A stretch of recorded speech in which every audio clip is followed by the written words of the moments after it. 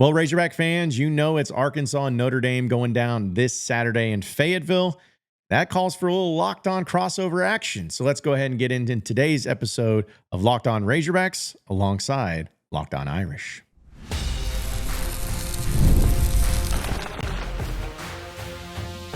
You are Locked On Razorbacks, your daily podcast on the Arkansas Razorbacks, part of the Locked On Podcast Network, your team every day. Hello and welcome in to a special crossover edition of Locked On Irish and Locked On Razorbacks today. And thanks as always for making this your first watch or listen of the day. I'm Tyler Wojak, the host of Locked On Irish, joined today by John Nabors, the host of Locked On Razorbacks. And this episode is brought to you by Mazda. Like our players, we sweat every detail because when you make every move count, pulling off the unexpected is only the beginning. Stay tuned later for highlights and this week's Moving the Game Forward.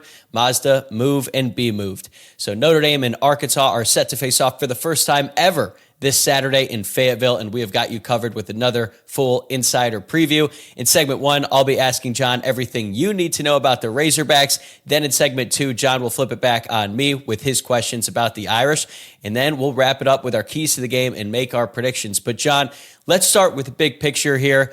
How would you describe the general vibe around the Arkansas football program right now after back-to-back heartbreaking losses? Because when I was looking at what Arkansas had done this season and comparing that to Notre Dame, I don't know if there are two different programs who have dealt with more heartbreaking losses to start the year. Yeah, well, it's for Arkansas. It's not just the year. It's been years like that. It's been going on like this. I talk about this record all the time. And the reason I keep bringing it up is because it shows, just to answer your question, the current landscape of how Razorback fans feel. Bobby Petrino was the head coach, now the offensive coordinator, ironically enough, but he was the head coach at Arkansas back in 2008 to 2011. And that was the last time Arkansas was truly a power program. Like, they were winning 10, 11 games each year. Really had it going on, but we all know about the motorcycle accident and everything that happened there. But either way, since that point in time, since Bobby Petrino wrecked the motorcycle, Arkansas in one possession games is 17-43. 17-43. So you've seen two back-to-back one possession losses to Ole Miss on the road and Memphis on the road. Now, it's not to say that Arkansas has embarrassed themselves. It's not to say that Sam Pittman is the worst coach ever. It's not to say that, everything is just awful because you're embarrassed and you're getting ran off the field like Chad Morris was still the head coach here. It's not that. It's just everything accumulated over those years, time and time again.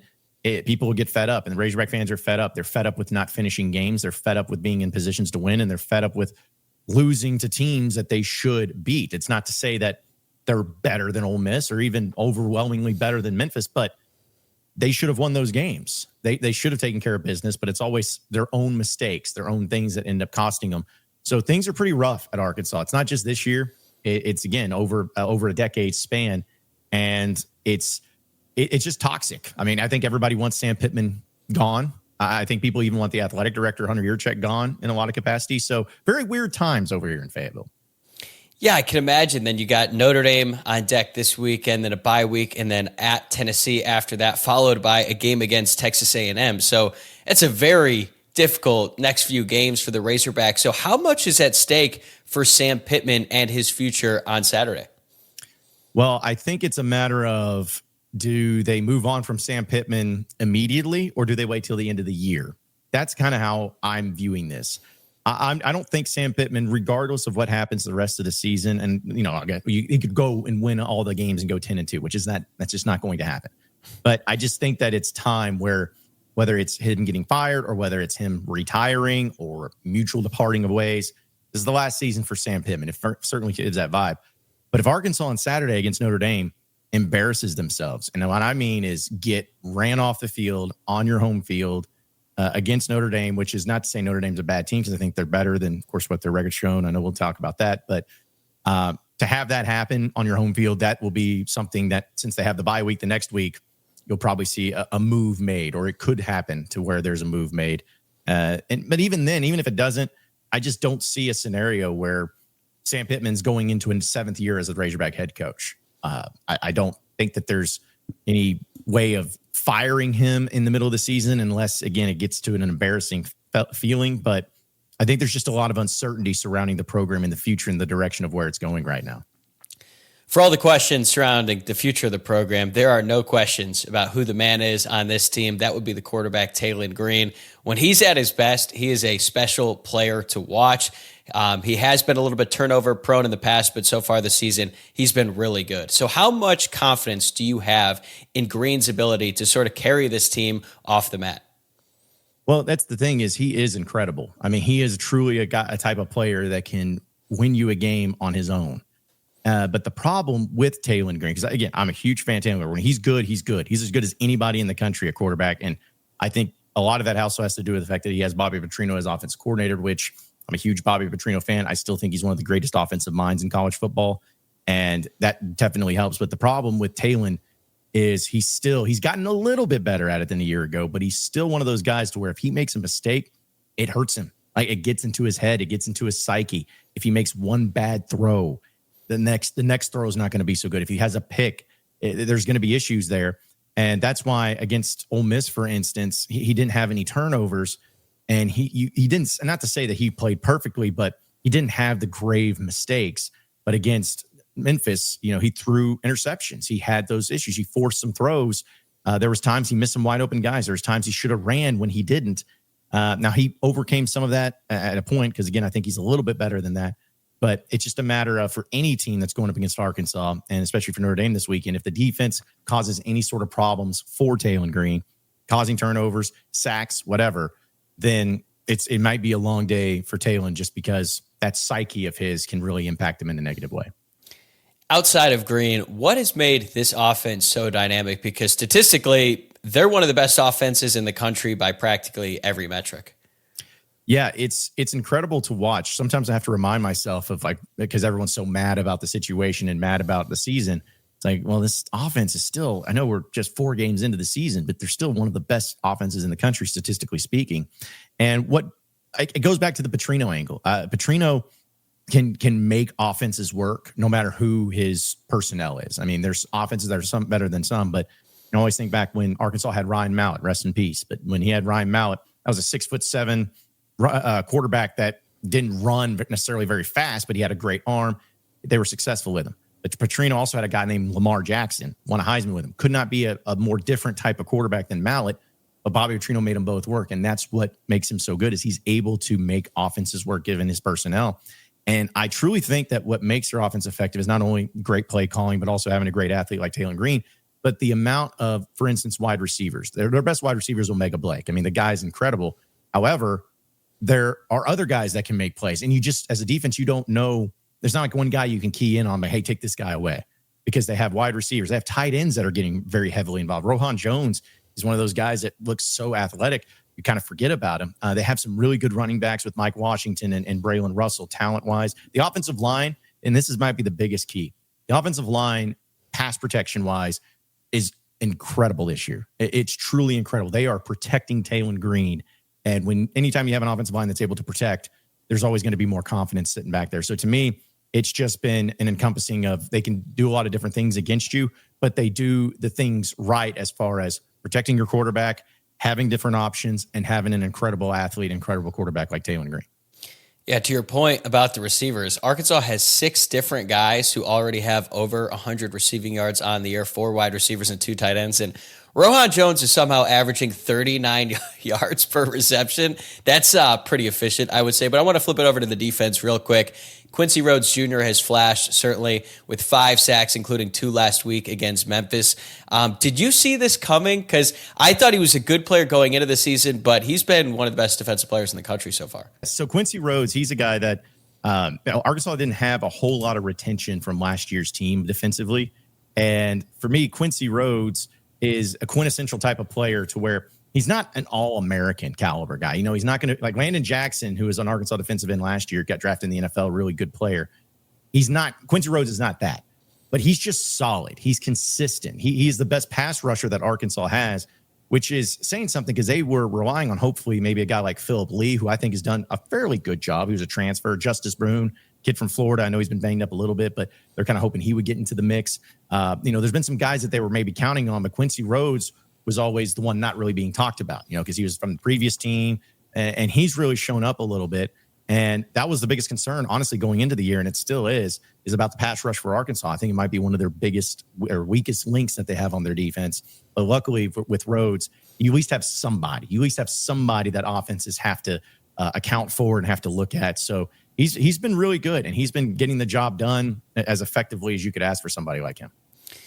Memphis ran for nearly 300 yards on Arkansas last week and almost had some success on the ground too, although they tried to air it out a little bit more. What were the biggest reasons that Arkansas struggled to stop Memphis's rushing attack? Effort. I mean, it's plain and simple as that. I don't believe that the Razorback defense is this god-awful worst defense in the country, but man, sometimes they look like it. They look like it because they just don't have the killer instinct, the winning mentality in a lot of cases. They were missing tackles. Xavier Sori, who is a 5-star transfer from Georgia, he was on the team last year. Great, like through the first few games was incredible. Best defensive player Arkansas had. And he was just whiffing on tackles against Memphis, multiple tackles. And it was so puzzling as to why. And whenever your team captain, your best guy on defense is doing that, it feels like it could kind of trickle into the other places too. And that was the issue is not that Arkansas just was bad in positioning all the time. It was just it was just that instinct that they were lacking. And I don't know, maybe the game against Ole Miss really hurt them that way because they didn't give any stops in that one. But it was truly disappointing. And even in that final nail in the coffin that Memphis had on that 3rd and long where Arkansas could have gotten the ball back and maybe done something with it, Memphis brought in their backup quarterback with that 3rd and long. He gets hit at the line, and then he just pushes through the defensive line and everything to get to a first down. It was bad. So to me, that was the biggest thing is just it was effort, it was mentality, it was culture, it was all of that wrapped into one on this defensive performance. All right, that's a great breakdown of the Razorbacks. Coming up next, John is going to flip it around and ask me some questions about the Irish. Stick around. Today's episode is brought to you by DoorDash. It's almost the weekend. Time to look back and crown this week's MVP on Who Delivered, powered by DoorDash.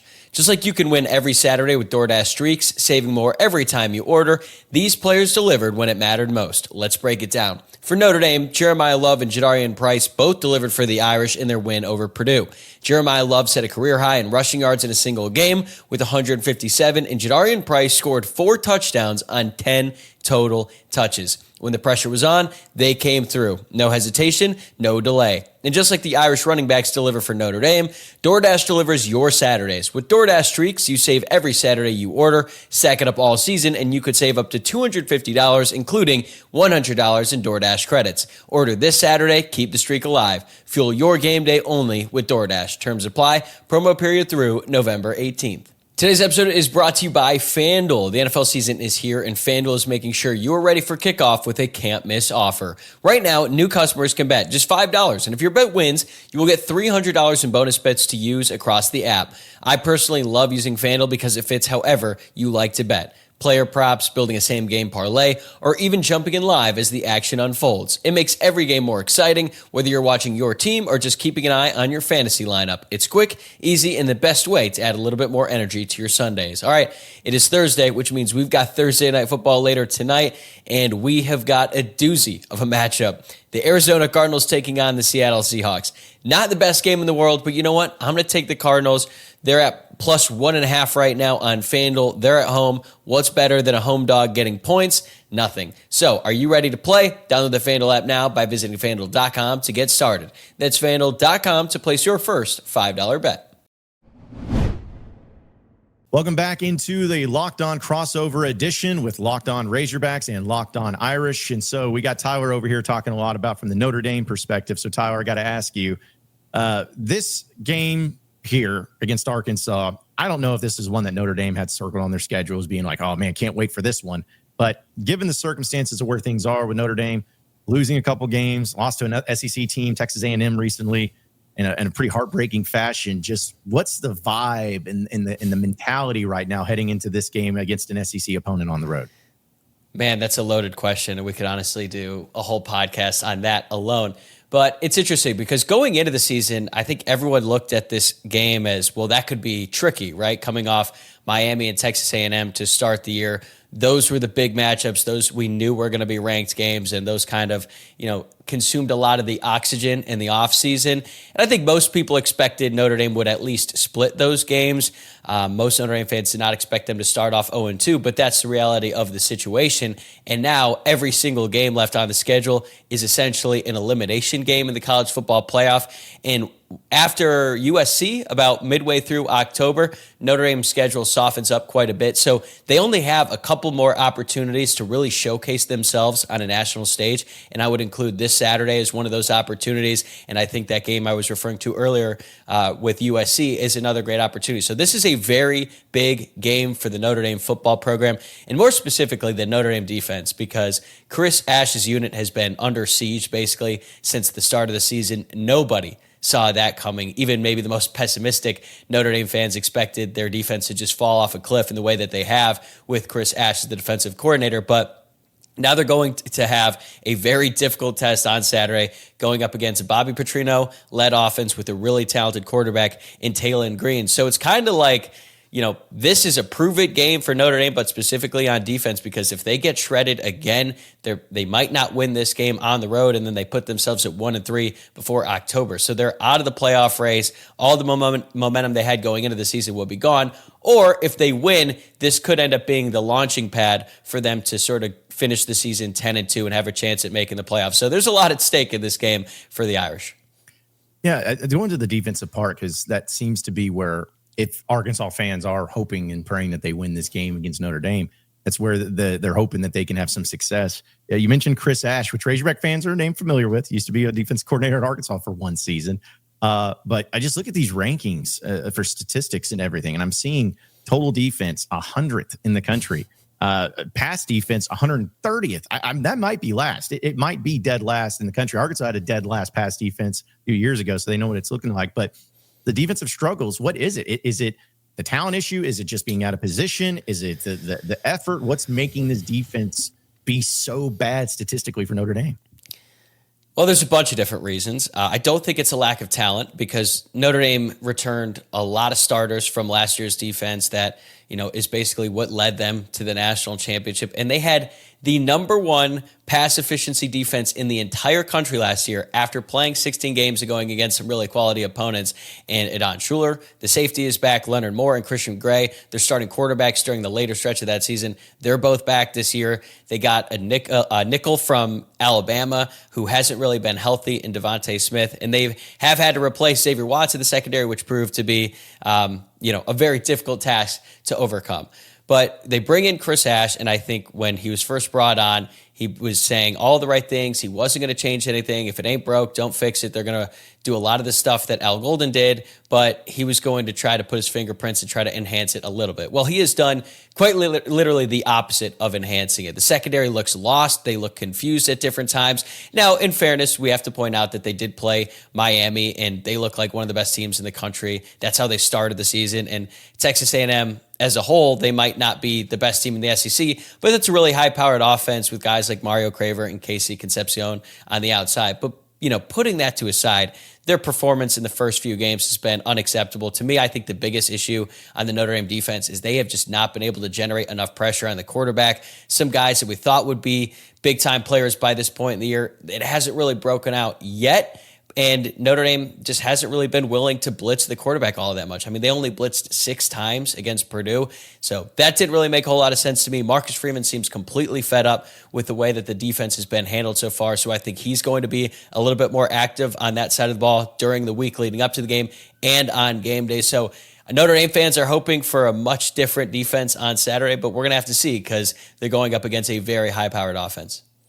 Well, it seems like it might be set up for a high-scoring affair, because the Razorback defense, as we talked about, has not been great either. In fact, if you look at their statistics, whether it's rush defense or pass defense, they're average to below average and have given up a lot of yards, have given up points and everything. So looking at that matchup from the offensive perspective for Notre Dame, obviously much better than the defensive side of things. What has been able to make their offense be somewhat effective? Has it been a great balance between the rushing and passing? Has it been more of just limiting turnovers? Like, what has it been about this Notre Dame offense that Razorback fans should be pretty concerned about going into Fayetteville? It's interesting because the Notre Dame offense has looked very different in each game. When they started off the year against Miami, they were breaking in a new starting quarterback, CJ Carr, who's a redshirt freshman, making his first career start on the road in a hostile environment. So they tried to throw a lot of short passes. They ran 11 screens in the game, a lot of horizontal passes to try to, get him comfortable. They took 2 shots downfield and they weren't even that deep. They also ran a lot of RPO, so they were giving him the option to make decisions about whether to, hand it off to the running back or pass it. And then after that loss, a lot of fans were upset that their running backs, Jeremiah Love and Jadarian Price, did not get the ball enough. So then coming out against Texas A&M, they made a very conscious decision to feed the ball to Jeremiah Love, who is arguably the best running back in the country. I would say he's definitely in the top 2 to 3, no matter who you ask. And it looked like a much different offense. They started to force the run. They weren't running RPO. They ran a lot of ISO, designed runs, things like that. Even got him involved in the Wildcat that Arkansas made famous back in the Darren McFadden days. And then last week against Purdue, they just force-fed Jeremiah Love and Jadarian Price. Jadarian Price finished with 4 total touchdowns on 10 touches in the game, and then Jeremiah Love had a career-high 157 rushing yards. And whenever they did pass the ball, they were taking shots downfield. They opened the game with a 66-yard touchdown pass, had another 46-yard touchdown pass to Jordan Faison. So the offense going into this game looks like it's going to be built on running the ball to their 2 great running backs, and then once the defense starts to creep up, try to hit him over the top with a young quarterback, but one in CJ Carr, who's developing at a very fast rate, and Notre Dame fans are really excited about. Let me ask you just about the game itself, because Notre Dame being an independent, their schedule is pretty, up for grabs when it comes to who they can play and everything. But these 2 teams, first time like they're meeting ever, which is kind of crazy to think about that, and probably not in the circumstances that either team is wanting to go into this game, both with 2 losses. But just how do you feel like Notre Dame fans feel about this particular matchup? I mean, is it just like another game? Is there anything unique surrounding it? I know Lou Holtz coached for both schools, so there's that. Sure.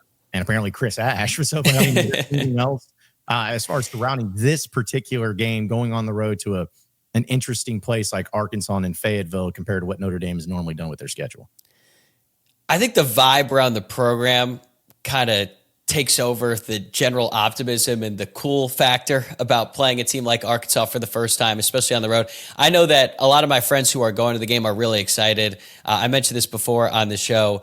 A lot of my friends are from SEC country, and they all ask me, like, are you going to Fayetteville? Unfortunately, I will not be able to make it, but every single one of them has said it's the most underrated SEC environment. So I'm disappointed I won't be able to make it. I think it's a really cool trip that, is probably not going to happen all that often. But the opportunity to go on the road and play an SEC team definitely excites the Notre Dame fan base. And, with all the pressure on this team and this season, when you consider the expectations that they had going in, this is a really huge matchup.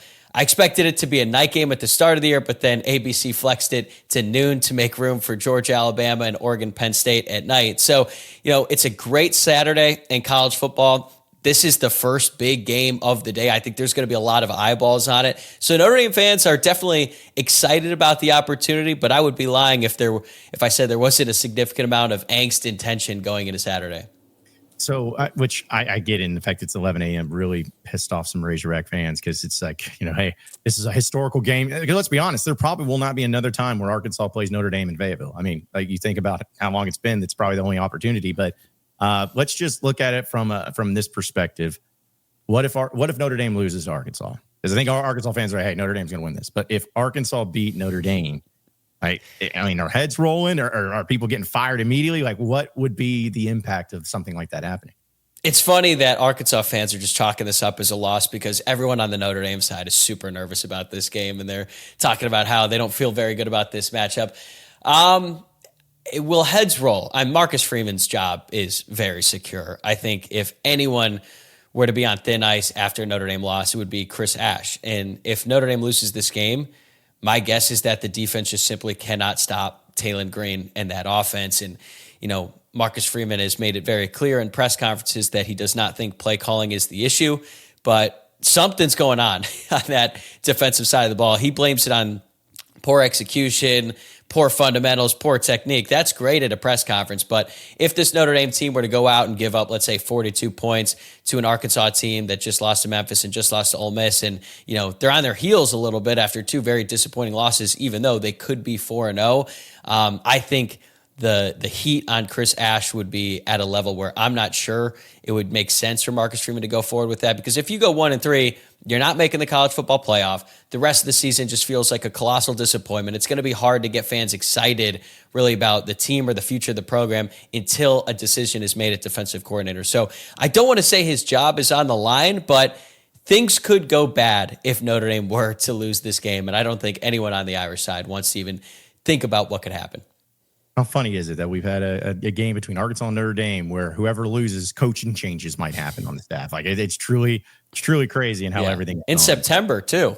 Yeah. Arkansas second home game of the year, and they're already wanting people fired. So it's going to be a crazy one. But we'll get into some final thoughts and continue on with this Locked On crossover edition with Locked On Razorbacks as well as Locked On Irish. Stay with us.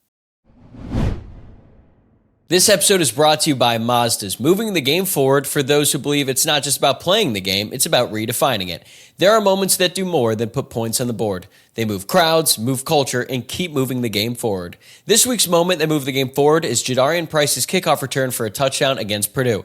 Even though the Irish had no trouble moving the ball all day, the team needed a spark after the 2-hour-long rain delay, and Jadarian Price came through. He had a 100-yard kickoff return to the house, not to mention the fact that Price also had 3 rushing touchdowns on top of that, as the Irish ran away from the Purdue Boilermakers 56-30.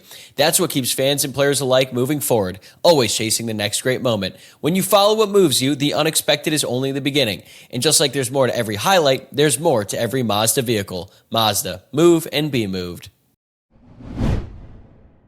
All right, welcome back to this crossover with Locked On Irish and Locked On Razorbacks. And John, before we dive into the predictions, I want to hear about what the environment will be like at 11 a.m. local time on Saturday inside Razorback Stadium. That isn't a ton of time to tailgate unless there are some real hardcore diehards who are going to be out there loading up the coolers, getting on the grill at like 6 in the morning. I know that fans aren't too thrilled with the current state of the program, but I've got to imagine that they're going to be riled up and ready to go for this one, right? Oh, yeah. Well, I'll say this. I'm one of those idiots that our tailgate motto is we start at first light. So we're going to be out there early.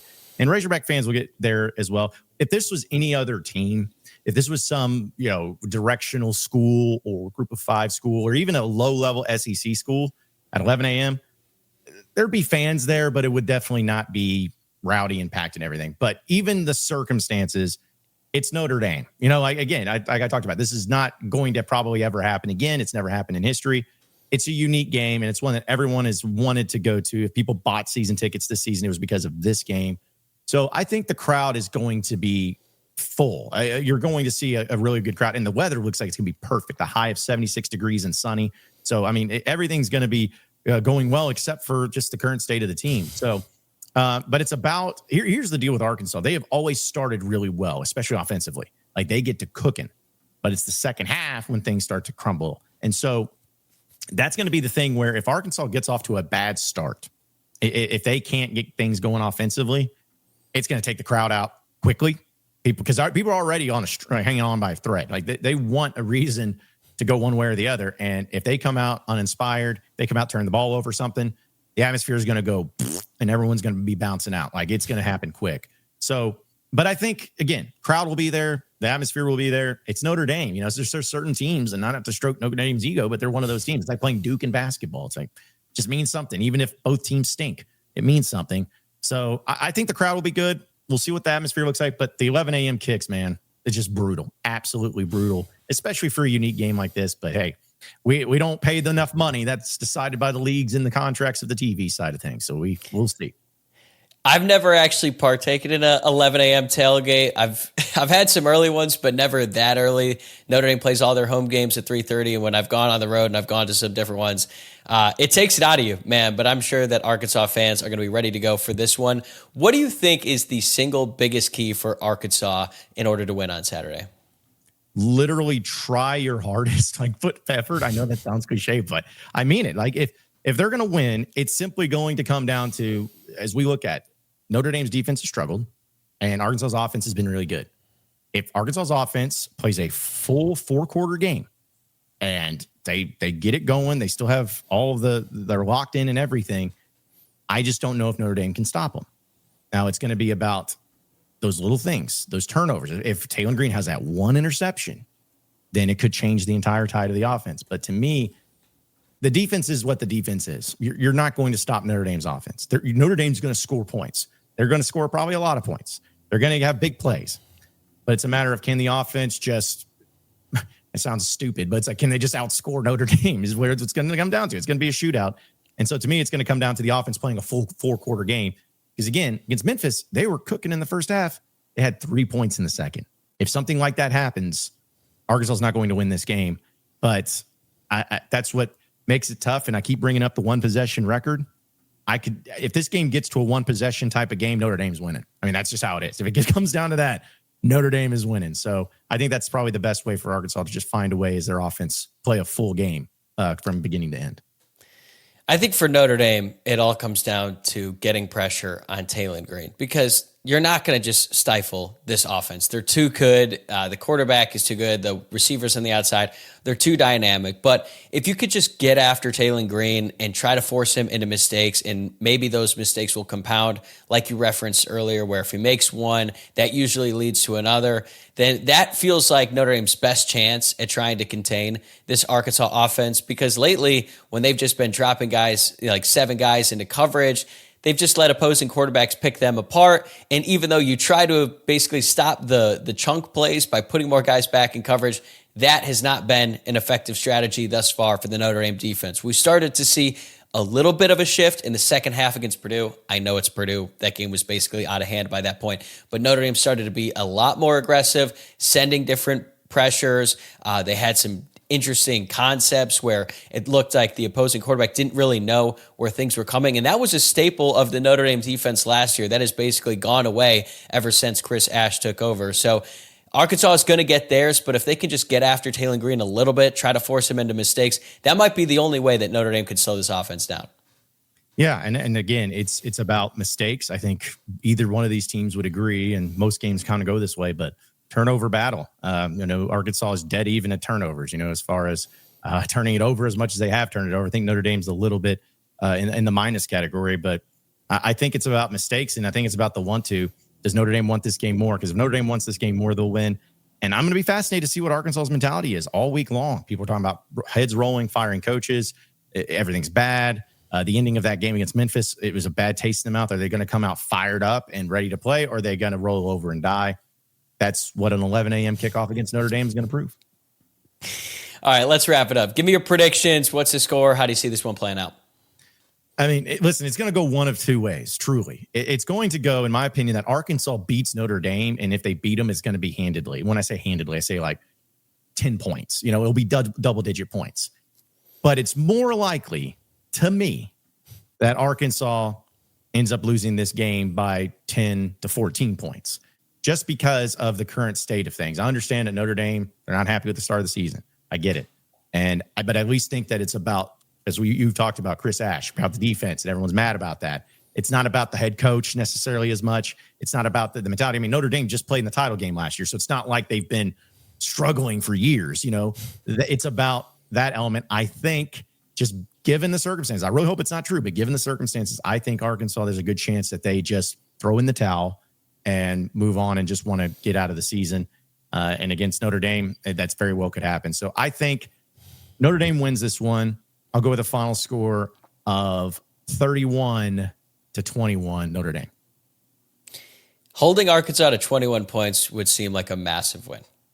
That would actually be quite a surprise for me. So I like Notre Dame 42-31. I think the first half is going to be a shootout, back and forth, just a ton of points early on, big chunk plays, and everyone wondering what the hell is going on the defensive side of the ball for both teams. But I think that Notre Dame's defense has been much better in the second half, and ultimately I think they're going to pull away late. So even though I have them winning by 11 points, I think it's going to be a very close game, a very back and forth one. And I'll be interested to see what the reaction is from Notre Dame fans if that ends up being the case, because it would be a great win, but it would be another game where they just aren't able to stop Arkansas's offense, or really any opposing offense. Yeah, it'll be fascinating. Again, I'll say this: the reason I have 21 points for Arkansas is just because, again, I think that it's about that start, and if they don't start well, that's as much as they're going to do. But if you told me that this game was going to get up to both teams scoring 40 or more points, I also wouldn't be surprised. I'll just tell you this: bet the over. Just bet the over, and I think you'll be in safe confines there. And I think both teams are going to score. It's just a matter of when and where and how much. All right. That'll do it for this Locked On crossover between Locked On Irish and the Locked On Razorbacks. Thanks again for making this your first watch or listen of the day. Huge thank you to John Nabors for joining me to preview this matchup. Make sure to check out Locked On Razorbacks for more great coverage from the Arkansas side. And if you're new here, hit that subscribe button on Locked On Irish so you don't miss any of our daily coverage of Notre Dame football. Enjoy the game, everybody.